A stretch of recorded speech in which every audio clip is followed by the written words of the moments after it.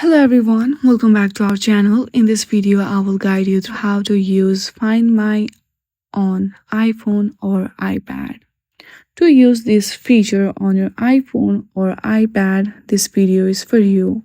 First of all, what you need to do is launch your settings on your device and hit on your name on the top.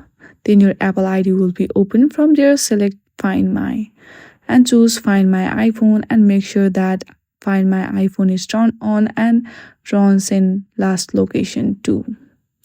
Once you do that, open your Google Maps.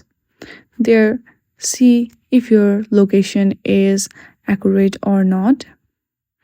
And then this will be your location when your Find My on your iPhone is turned on or activated. I hope you like this video. If you like this video, then please do not forget to like and subscribe to our channel. Thank you for watching.